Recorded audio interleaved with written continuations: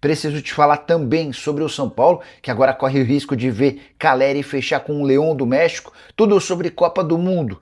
E essa história de que Caleri pode deixar o São Paulo ganhou mais um capítulo. Nas últimas horas surgiu a informação de que o Leão do México tem interesse em contratá-lo. A ideia do time mexicano era assinar um pré-contrato a partir de 1º de julho para ter o Caleri de graça em 2027, e esse é o grande risco que o São Paulo vai correr. O tricolor negocia há mais de 6 meses a extensão do vínculo do argentino, que quer 2 anos de contrato, prorrogáveis por um terceiro, desde que ele bata metas. Mas o grande problema hoje, nem a questão do tempo, é que o Caleri quer receber os 6 milhões de reais que o São Paulo lhe deve. Há pendências também com o representante do atacante argentino.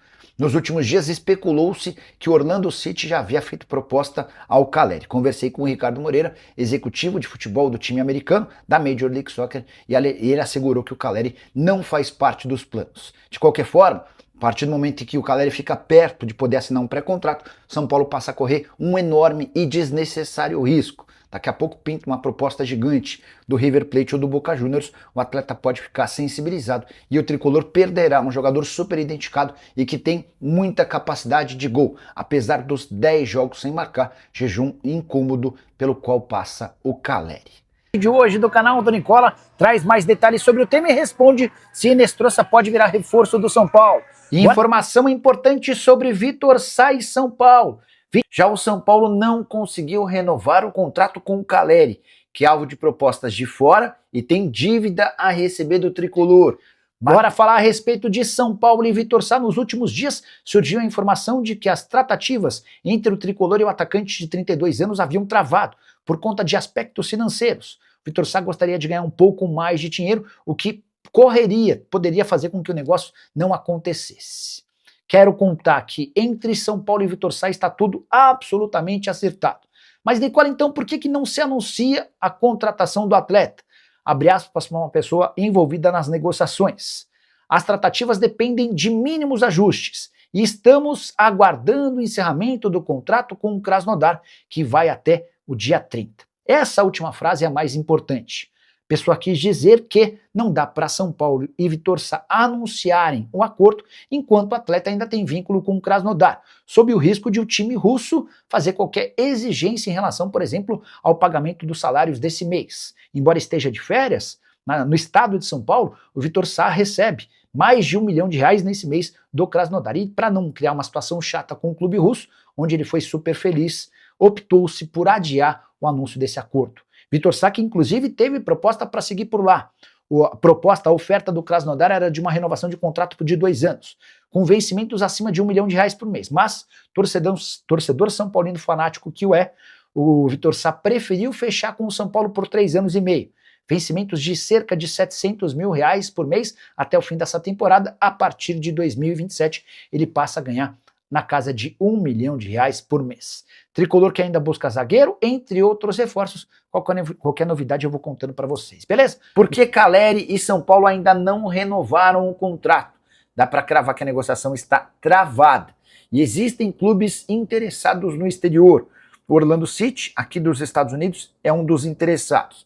Há especulações também de que ele pode ir para o México ou até voltar para a Argentina, com a lembrança de que o contrato do Caleri com o São Paulo se encerra em 31 de dezembro. A partir de 1º de julho, ele já está livre para assinar um pré-contrato com qualquer clube do Brasil ou do exterior. Pois bem, hoje o principal entrave é dinheiro. São Paulo deve cerca de R$6 milhões, entre premiações atrasadas e também direitos de imagem. Grana referente a 2024. São Paulo também deve dinheiro a um empresário do atleta.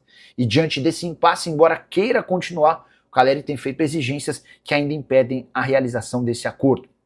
Só para completar, Caleri, que trabalha com a ideia de ficar mais 2 anos no São Paulo, prorrogáveis por um terceiro, se metas forem batidas. O jogador chegou ao tricolor em 2021, tem 30 jogos, 11 gols e 3 assistências na atual temporada. O momento, porém, é o pior possível. Já são 10 jogos seguidos sem balançar as redes.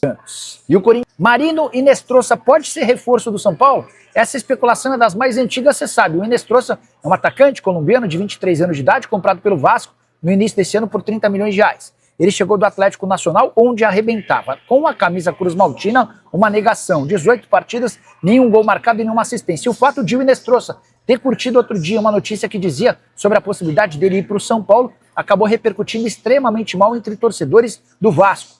Organizados do clube foram até a porta do CT depois de um tropeço em casa e cobraram o Inestrosa, pediram a saída do jogador. Foi aí que a especulação de que ele poderia ir para o São Paulo aumentou. Nos últimos dias também surgiu a notícia de que o Inestrosa interessa ao Atlético Nacional da Colômbia. Seria o retorno do atleta que por lá brilhou. Quero contar que, em relação à chance de Inestrosa pintar no São Paulo, descarte. Ouvi a seguinte frase de um dirigente do São Paulo enquanto eu viajava de São Paulo até Houston. Abre aspas para a fonte, 0 chance de contratarmos o Inestrosa. Pode descartar esse nome, fecha aspas. Com esse descarte, dá para imaginar que Vitor Sá será o único atacante de lado de campo como novidade para o segundo semestre. Já contei para vocês que entre Vitor Sá e São Paulo está tudo certo. O Tricolor só não pode fazer um anúncio porque o atleta tem contrato com o Krasnodar até o fim desse mês e vai se respeitar esse acordo, até porque quem vai bancar os salários do Vitor Sá em junho é o time russo. Bora falar sobre preços na Copa do Mundo e dá para dizer que até os americanos, com enorme capacidade financeira, muito melhor do que a nossa, até porque a moeda deles vale 5 vezes a nossa, estão assustados com os preços praticados, especialmente nos jogos dos Estados Unidos. Bora começar com valores de ingresso. É praticamente impossível encontrar um ingresso para um jogo do Brasil por menos de $1.000. A gente está falando de mais de R$5.000. Se você tiver a pretensão de estar na final da Copa do Mundo no dia 19 de julho, prepare seu bolso. É quase impossível encontrar um ingresso agora a menos de R$50.000.